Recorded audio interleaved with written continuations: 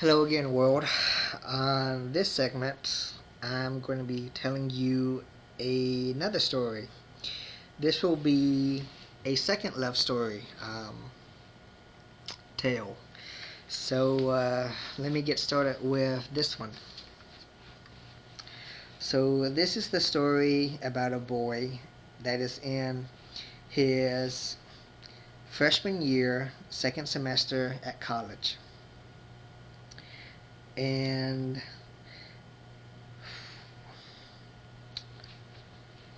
he was taking his physics 1080 class, which is physics and the universe, along with the lab.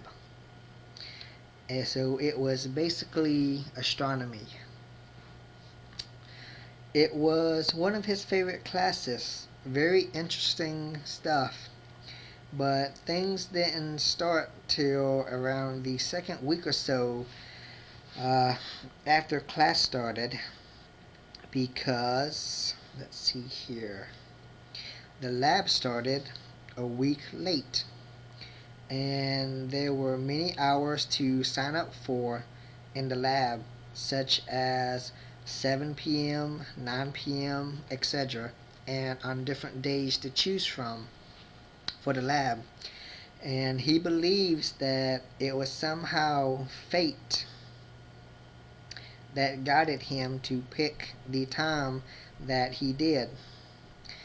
Anyways, on the first night of his astronomy lab, and to differentiate from the lab, the physics 1080 class, he mentions that it was around 100 to 200 or so people, but yet each lab can only have between 10 to 30 people.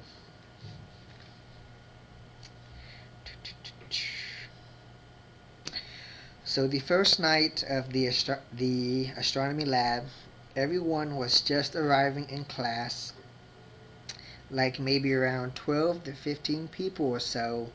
As the seats were being filled, there weren't many seats left. And then suddenly someone walked in. Someone, this girl. Oh my God. Damn. I'm getting chills. What? He's getting chills from just remembering it. Sorry.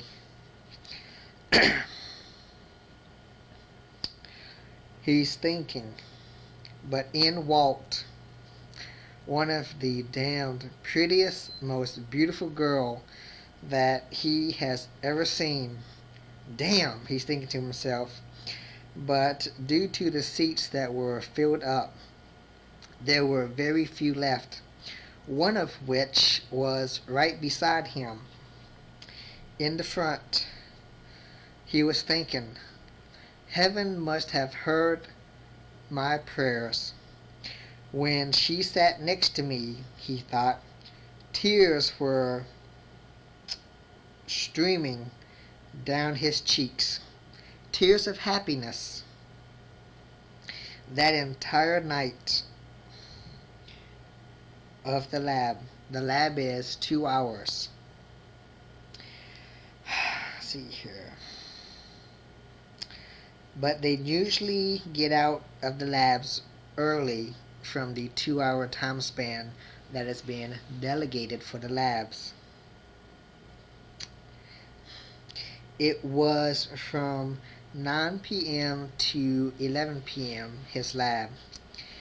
And all he could do was just stare at her from the corner of his eyeball, thinking how beautiful she was, and how he was dreaming if such a person actually existed. He was charmed, and that was quite an understatement. The entire night. So then he thought, wait, if she is in my lab, then that means that she must be in the 1080 class, the one that had over 120 people. So the next class day, he looked for her in class, just scoping out the area, and found out that she was in the middle section, around 7 to 8 rows above the front row where he sat.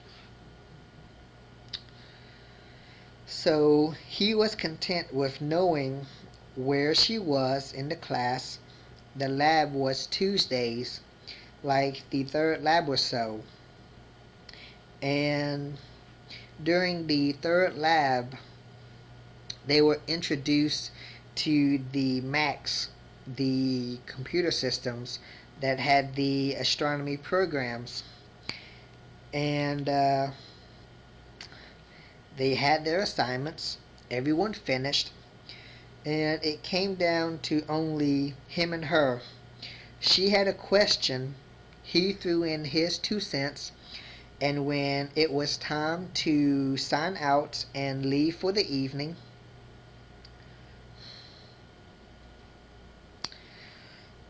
he's thinking to himself about the approach that he's about to tell you. That maybe it was a cowardly approach. She signed off her name first, then he signed his name, and he took this opportunity to find out what her name was. He was really shy, or he was just a scumbag. However you see it, he found out her name, and he never thought anything of that name until it was placed on her, and then he realized how beautiful and lovely that name was, and how well it fitted her so perfectly. Her last name was even more beautiful, and he hasn't even heard it before, and he's not going to reveal it due to privacy reasons. And he had to debate with himself whether or not to send her an email. And so that will end part 1 of A Second Love Story. So I will see you in part 2.